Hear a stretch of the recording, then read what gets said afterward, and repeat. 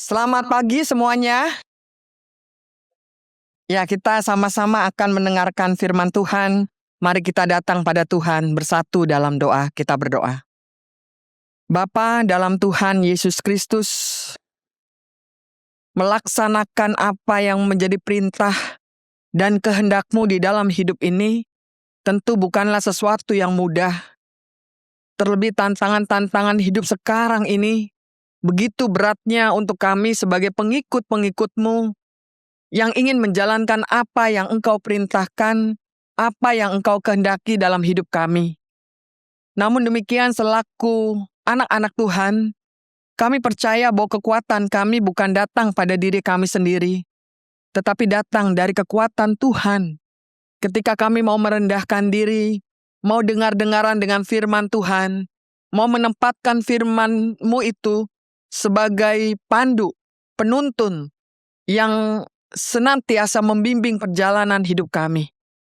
Kami mungkin bisa jatuh, kami mungkin melakukan hal-hal yang tidak benar, namun kami rindu kembali untuk diangkat oleh Tuhan, dan tetap kami boleh terus berjalan seturut dengan apa yang Engkau kehendaki. Tuhan berkatilah kami yang mendengarkan firman Tuhan pada pagi hari ini. Di dalam nama Tuhan Yesus Kristus kami berdoa. Amin. Saudara, firman Tuhan terdapat di dalam kitab Yesaya. Yesaya pasal ke-29, ayat ke-13 sampai ke-16. Yesaya 29, ayat 13 sampai 16, mengatakan demikian, saudara.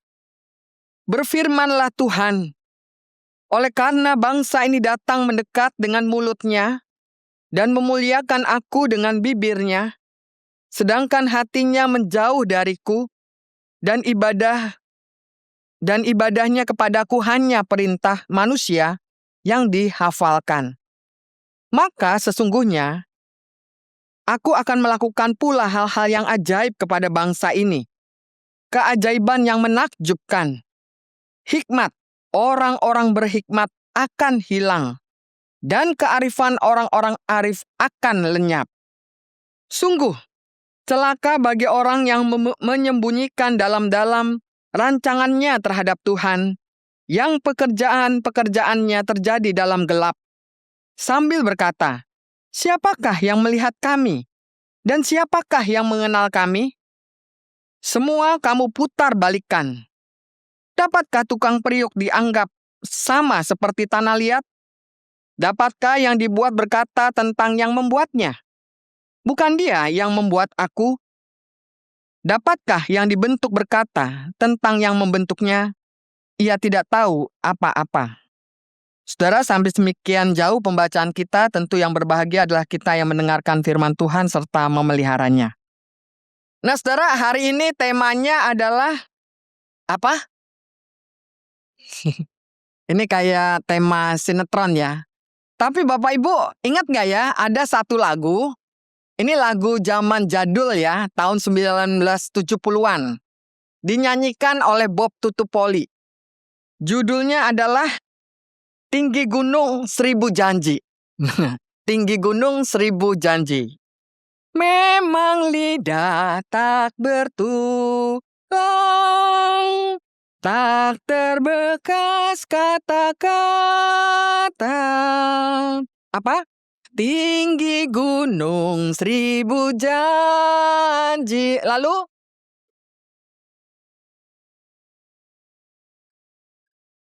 Nah, Bapak Ibu, lain di bibir, lain di hati, ya.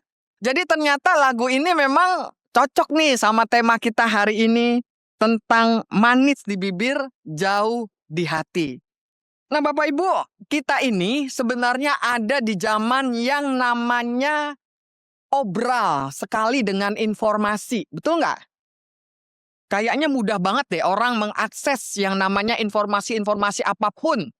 Mau dari yang dalam negeri, mau yang luar negeri, pokoknya di mana seluruh dunia ini ada, di mana internet itu ada, rasanya orang bisa mendapatkan banyak informasi. Namun demikian, saudara, sebenarnya bukan hanya kebanyakan informasi saat ini. Tetapi kebanyakan apa, tahu nggak? kebanyakan kata-kata. Kata-kata itu meluncur begitu gampangnya, begitu mudahnya dari lidah setiap orang begitu ya. Yang kayaknya kalau tidak diucapkan rasanya lidahnya kan apa? Gatel gitu ya. Wah, pengen ngomong aja gitu kan. Nah, secara disadari atau tidak, ketika seseorang begitu banyak kata-katanya, maka sebenarnya mereka ada di dalam satu yang bisa membahayakan. Apa itu? Kalau kebanyakan kata-kata. Apa itu? Hah? Itu adalah kejujuran. Ya, kejujuran untuk berkata-kata dengan apa yang kita mau ucapkan. Mungkin dalam kehidupan sehari-hari aja, orang bisa mengatakan bahwa Tuhan itu nomor satu dalam hidup saya. Saya mengutamakan Tuhan. Tapi ketika kita dihadapkan pada situasi yang tidak nyaman, tidak enak, yang kadang-kadang membuat kita, aduh hujan ya mau ke gereja gitu ya. Enak tidur gitu kan. Nah, apa yang terjadi? Kita mengutamakan Tuhan atau mencari kenyamanan? Ujung-ujung kan mencari kenyamanan mungkin dengan alasan-alasan beginilah, begitulah, begitu ya.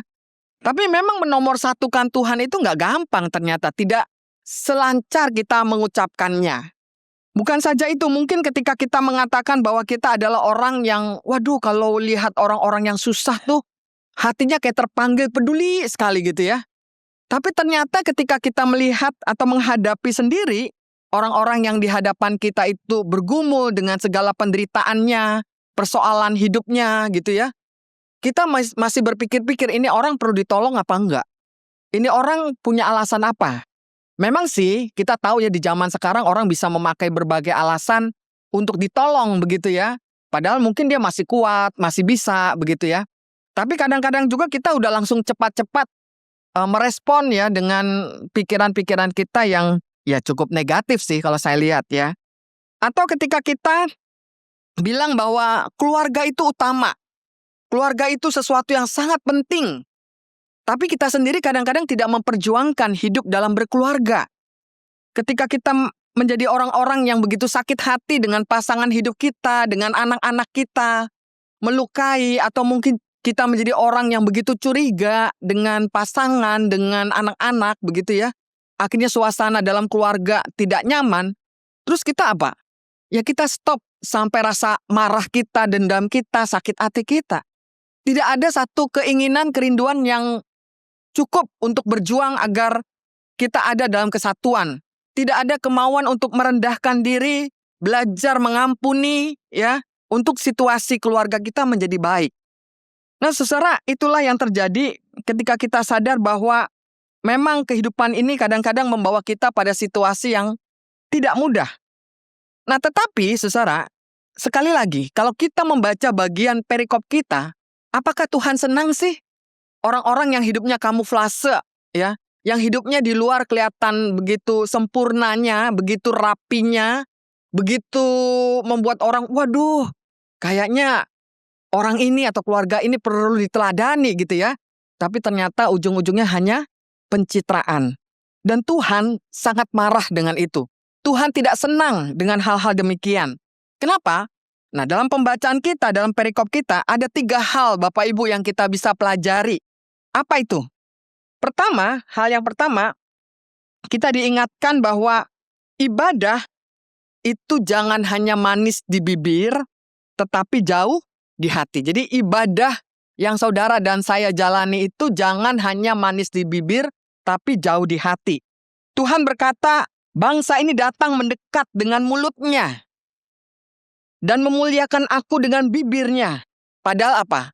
Hatinya menjauh daripadaku. Apa sih artinya ketika Yesaya menyatakan ini kepada umat Yahudi pada waktu itu? Saudara, apa yang dikatakan Yesaya ini sebenarnya ini bukan hanya sebuah teguran ya. Teguran kepada orang-orang yang tidak beribadah, yang malas ke gereja, yang kayaknya wah didorong-dorong, ditarik-tarik, tetap aja nggak mau. Firman ini bukan kepada orang-orang yang demikian. Bukan kepada orang-orang yang malas beribadah. Melainkan kepada orang siapa? Justru sebaliknya Bapak Ibu. Ini kepada orang-orang yang rajin beribadah. orang-orang yang aktif beribadah, pelayanan dan lain sebagainya. Firman ini berbicara. Ya kan kadang-kadang kalau orang mau mengingatkan, menegur sesama kan, jangan males-males beribadah gitu ya. Tapi hari ini justru firman ini bicara kepada kita-kita yang ya rajin-rajin beribadah. Ikut kebaktian hari Minggu, ikut persekutuan doa atau kegiatan-kegiatan di gereja. Waduh, hidupnya juga melayani gitu kan. Ternyata firman Tuhan berbicara kepada kita. Umat memang rajin berdoa, mungkin menyanyi, memberi persembahan dengan segala ritus-ritus keagamaan yang kita lakukan begitu ya. Tetapi semua itu kita lakukan secara lahiriah dan bukan dengan ketulusan hati di dalam diri kita. Di hadapan Tuhan ibadah itu jadi kosong gitu ya. Relasi-relasi kita tidak terbentuk antara kita dengan Tuhan atau kita dengan sesama kita. Jadi kita melihat bahwa ibadah kita hanya sebuah kewajiban yang rutinitas setiap minggu. Yang kalau orang Kristen bilang kalau nggak beribadah ada kurangnya. Entah nggak tahu ditanya kurangnya tuh apa, pokoknya ada kurangnya deh gitu ya. Maunya beribadah tapi ya nggak diresapi. Hanya menjadi sebuah kewajiban-kewajiban. Dan ini terlihat loh. Ini saya kalau ngomong ini bukan mau menyindir-nyindir ya. Nanti kalau pendeta ngomong nyindir-nyindir nih gitu ya. Tapi ini terjadi kan dalam ibadah-ibadah kita sekarang ini. Ketika orang datangnya kelamaan, pulangnya kecepatan. Saya nggak bilang orang terlambat ke gereja ya, telat-telat ke gereja. Tapi saya bilang orang yang datangnya kelamaan, pulangnya kecepatan. Itu kadang-kadang maaf biasanya kadang-kadang nggak beribadah, saya duduknya di belakang loh. Itu saya lihat-lihat sampai ada yang udah ada di dalam khotbah, pendeta baru datang terus duduknya di depan lagi, gitu ya. Itu terjadi. Dan itu berulang-ulang walaupun diingetin dong umatnya gitu ya. Di dalam khotbah. Ya udahlah, rasanya sih harusnya sih udah nggak lagi terjadi demikian. Tapi ya tetap saja terjadi, kan gitu ya.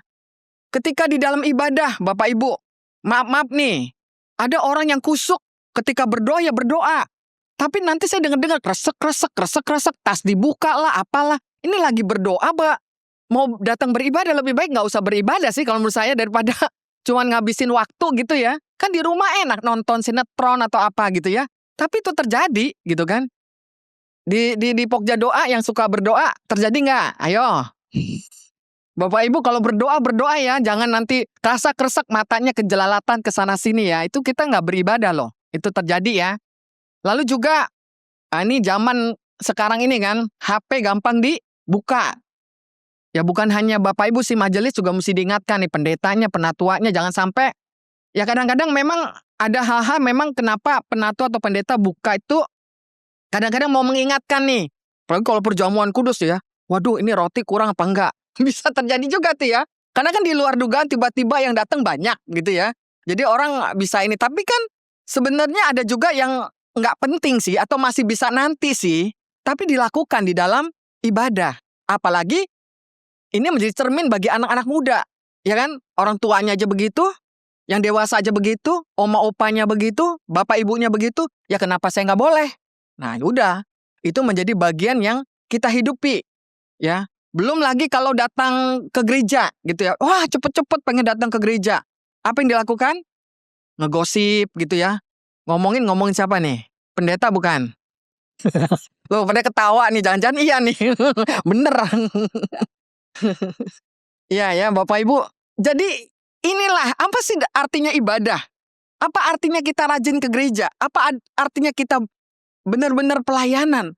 Akhirnya itu semua hanya kamuflase, hanya sesuatu yang ya kalau memang saya ke gereja ya lagi banyak persoalan, saya ke gereja lagi begitu banyak pergumulan begitu ya. Ya nggak apa-apa sih dalam arti itu memang kita justru harus datang kepada Tuhan gitu. Tapi jangan hanya itu gitu kan maksudnya. Bahwa di dalam ibadah menjadi sebuah sukacita. Nyanyinya males-males gitu ya. Konsentrasinya hilang begitu kan. Itu juga sebenarnya bagaimana kita kurang memperhatikan ibadah dengan baik. Nah saudara, itulah yang diingatkan Tuhan ya kepada kita. Bahwa Tuhan mau mengajarkan pada kita agar kita tidak hanya, ini dikatakan di dalam Yesaya, perintah manusia yang dihafalkan. Ini bahasanya gitu ya.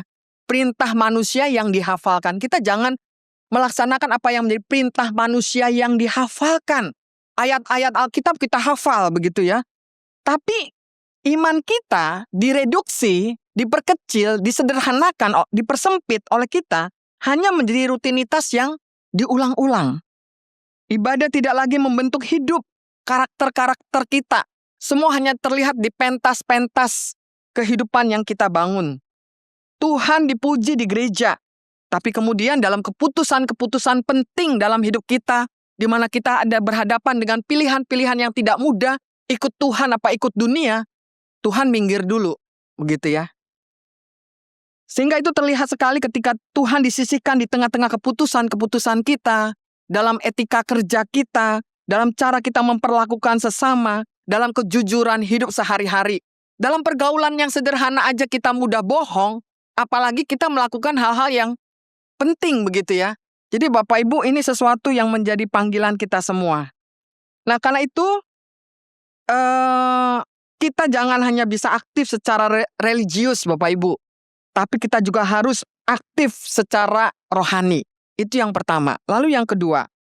Yang kedua adalah hati-hati nih. Dengan apa? Hati-hati dengan hikmat manusia yang mau membenarkan kebenaran Tuhan. Yang menggantikan kebenaran Tuhan. Jadi di dalam ayat 14 kan Tuhan menyatakan bahwa ia melakukan perkara yang mengejutkan gitu ya. Ini bahasanya yang mengejutkan itu apa? Yang ajaib itu apa gitu kan? Ternyata yang mengejutkan itu adalah hikmat. Orang-orang berhikmat akan lenyap. Orang-orang berhikmat akan lenyap dan pengertian orang berpengertian akan tersembunyi. Kok bukannya bagus ya orang-orang berhikmat? Tapi kenapa dikatakan orang-orang berhikmat ini akan lenyap? Dan pengertian orang-orang yang berpengertian ini akan tersembunyi. Kenapa? Karena ini adalah teguran keras bagi umat yang merasa diri itu terlalu pinter. Bahkan merasa lebih pinter dari Tuhan. Ya, dan mengatur hidup tanpa sungguh-sungguh hidup menggantungkan diri kepada Tuhan. Jadi masalahnya bukan orang ini, mereka umat ini tidak berpikir baik gitu ya, tidak memakai akal budinya, tidak ya. Tapi mereka memakai akal budinya. Tetapi apa yang mereka lakukan itu dipakai untuk kecerdikan, keuntungan manusia. Ya, jadi bukan akal budinya, hikmatnya dipakai untuk kemuliaan Tuhan, tapi untuk manusia. Nah karena itu iman diperlakukan hanya sebagai simbol-simbol saja ketika kita membutuhkannya. Sementara keputusan-keputusan kita hanya pakai logika-logika kita, apalagi logikanya mengambil hikmat dari dunia ini melalui TikTok. Ya kan banyak sekali tuh Bapak Ibu. Afirmasi kan sekarang gitu. Bapak Ibu, terutama anak-anak muda perhatikan ya, mereka tuh bisa terbawa ya. Bapak Ibu tolong ingatkan juga ya anak-anak Bapak Ibu ya, apalagi yang dewasa, yang remaja itu sekarang merasa nggak perlu Tuhan. Kenapa? Karena mereka bisa, kita harus berafirmasi gitu kan, bahwa hidup saya sukses, hidup saya berhasil, saya akan menghadapi segala tantangan, persoalan itu ada. Yang menganggap bahwa dengan afirmasi itu dia akan bisa menyelesaikan masalah-masalah dia. Nah karena itu ini tentu sesuatu yang harus kita sadari betul ya tantangannya ya, karena orang lebih mencari kalkulasi untung rugi, strategi manusia dan lain sebagainya. Jadi saya menegaskan bahwa hikmat seperti ini pada akhirnya apa? Akhirnya akan runtuh tuh, akan hancur juga, cepat atau lambat. Saya memperhatikan Bapak Ibu ya, sekarang ini kayak kayak diberi tontonan oleh Tuhan. Kemarin itu ada Raja Kripto, tahu kan Raja Kripto siapa? Itu Timothy, ya kan? Ronald ya. Itu kan lagi anjlok, dia lagi habis-habisan karena dia membuka akademi kripto. Yang ternyata katanya banyak orang, banyak anak muda, gensi-gensi yang kayaknya cepat pengen kaya itu terjebak di sana begitu ya. Tapi sekarang dia dibawa kasusnya, jadi dikasuskan tuh di pengadilan. Gitu. Terus ada lagi yang namanya Willy Salim ya. Willy Salim itu juga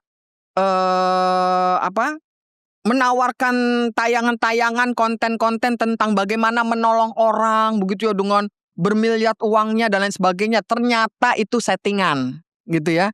Jadi terbuka sekarang, gitu ya. Jadi kayak dibukakan semua nih. Terus sekarang kan lagi ramenya saham-saham lagi anjlok gitu, anjlok-anjloknya gitu ya. Orang lagi ngejar-ngejar, wah saham bagus gitu kan.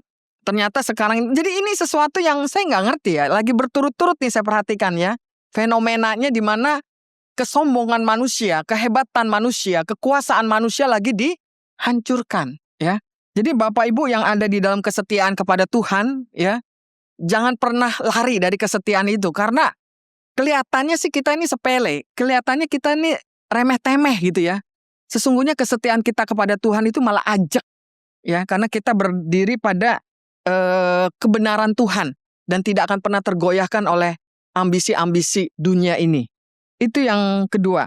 Jadi karena itu Bapak Ibu, dalam konteks masa kini, ketika orang merasa cukup pintar untuk hidup tanpa Tuhan dengan mengandalkan jabatan, teknologi, ya kan? Apalagi teknologi AI gitu ya. Relasi dengan pokoknya sebanyak hubungan-hubungan dengan relasi yang luas gitu ya. Itu akhirnya hancur semua Bapak Ibu ya. Yang tinggal adalah bagaimana kita belajar untuk memiliki hikmat sejati. Bukan seberapa besar cerdasnya kita, tetapi seberapa sebenarnya tunduknya kita kepada kebenaran yang Tuhan ajarkan dalam hidup ini. Itu yang kedua. Lalu yang ketiga yang kita bisa pelajari adalah bahwa kesombongan manusia itu, Bapak Ibu, luar biasa manusia itu ya. Kesombongan manusia itu mau membalikkan posisi pencipta dengan ciptaan. Kalau kita membaca bagian ayat 15-16 ya, ini menyingkapkan sekali di sana akar terdalam dari masalah umat, yaitu merasa sombong rohani. Mereka berpikir bisa menyembunyikan rencana-rencana, niat-niat mereka di dalam hati mereka, pikiran mereka, seakan-akan Tuhan tidak tahu gitu ya, rancangan-rancangan mereka, bahkan rancangan-rancangan mereka yang jahat, seakan-akan Tuhan tidak melihat. Dan bagi mereka, rancangan mereka ya rancangan mereka, Tuhan jangan ikut-ikut campur dulu begitu ya. Dan saudara-saudara, inilah sebuah sikap di mana kita tidak ada lagi dalam ketaatan kepada Tuhan. Hidup kita hanya pada ilusi bahwa manusia itu seakan-akan lebih tahu dari Tuhan ya. Nah, karena itulah ya saya memakai gambaran yang sangat tajam. Gambarannya ini tentang tanah liat ya, gambarannya tentang tanah liat dan orang yang penjunan ya, yang menciptakan tanah liat itu dibolak-balik sedemikian rupa ya. Tanah liat bisa menilai siapa pembuatnya, kan dikatakan dalam Yesaya begitu ya.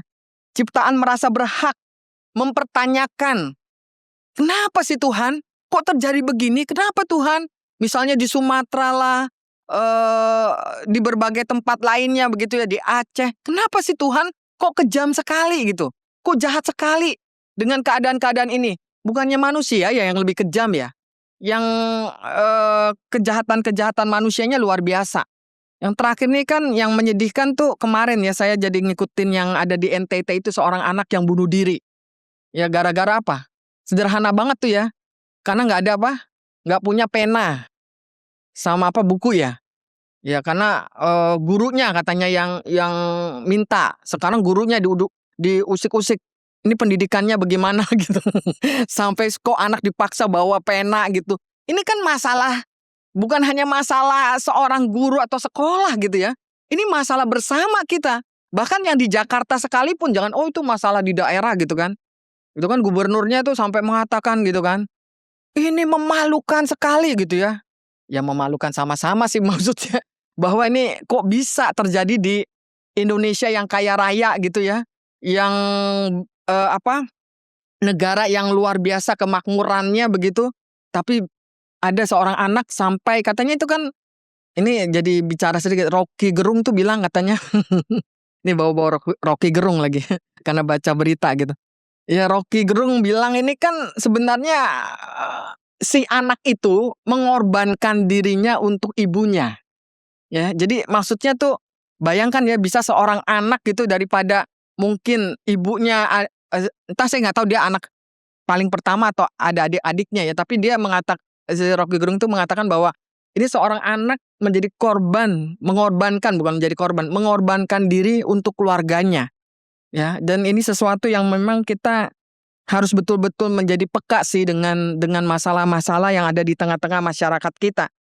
Nah, karena itu saudara, kita belajar bahwa ketika manusia berkata, Tuhan tidak tahu atau Tuhan tidak mengerti keadaan saya, apalagi ketika kita ada dalam pergumulan yang berat, Bapak Ibu tolong merendahkan diri. Nggak mungkin Tuhan nggak tahu masalah kita.